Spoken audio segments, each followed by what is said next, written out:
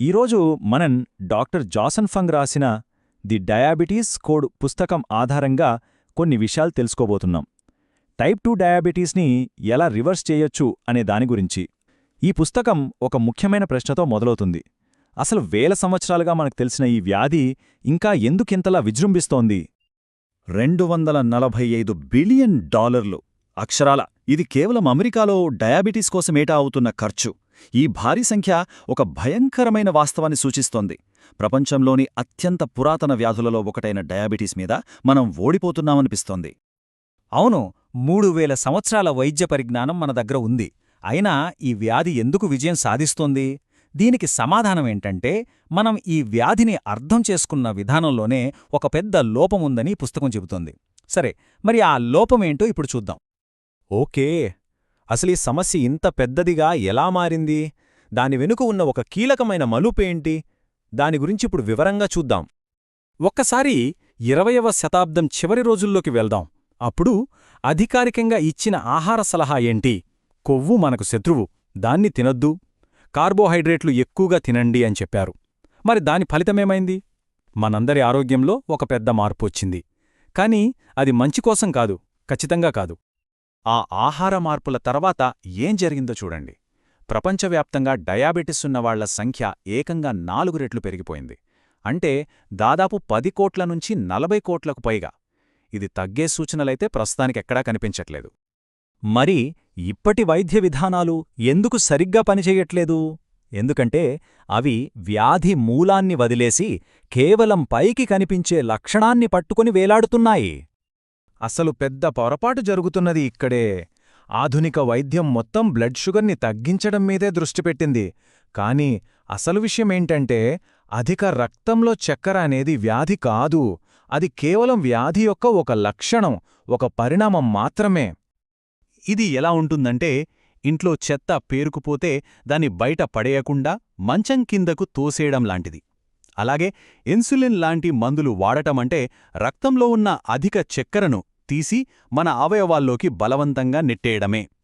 పైకి బ్లడ్ రిపోర్ట్లో షుగర్ నార్మల్గా కనిపించొచ్చు, కాని లోపల అవయవాలకు నష్టం జరుగుతూనే ఉంటుంది. మరి నిజమైన కారణమేంటి?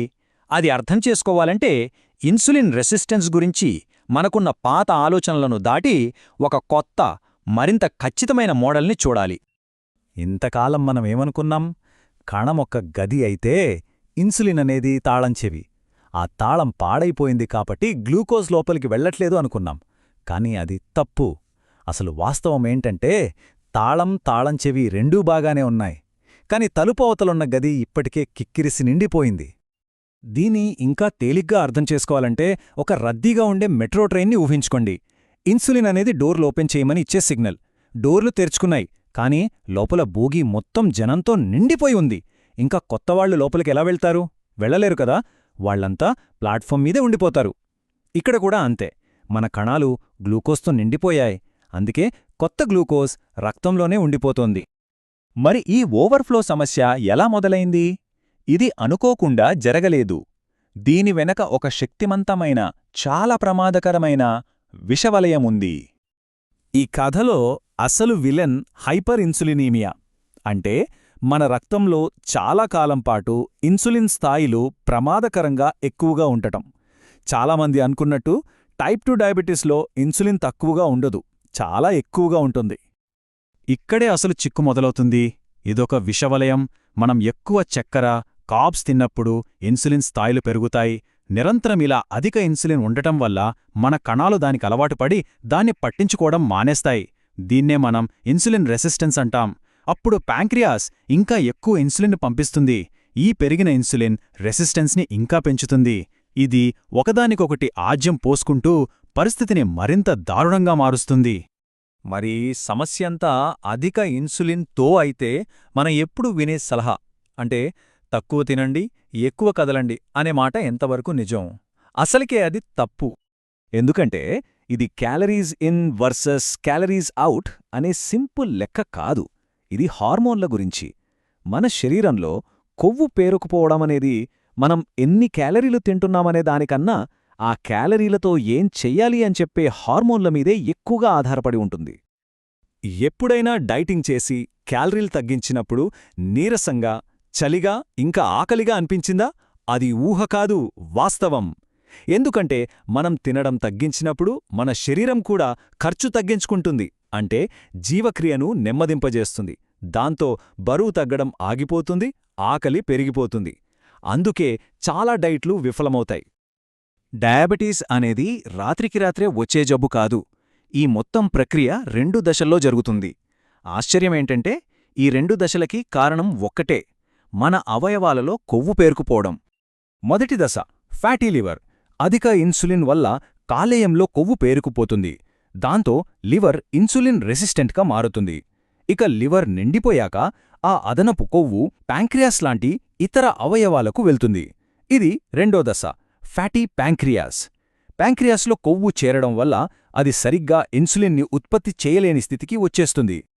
ఈ మొత్తం విషవలయం అర్థమయ్యాక ఇప్పటి ట్రీట్మెంట్లు ఎందుకు పనిచేయట్లేదో, ఇంకా చెప్పాలంటే పరిస్థితిని ఎలా మరింత దిగజార్చుతున్నాయో మనకు స్పష్టంగా అర్థమవుతుంది.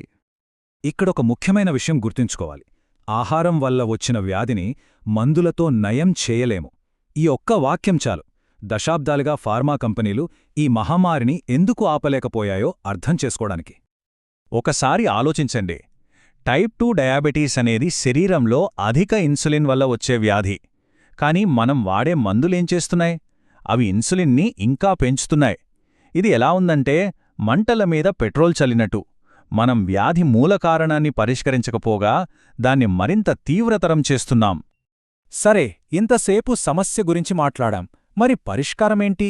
టైప్ 2 డయాబెటీస్ అనేది అధిక చక్కెర, అధిక ఇన్సులిన్ వల్ల వచ్చే వ్యాధి అయితే పరిష్కారం చాలా సింపుల్ అండ్ లాజికల్.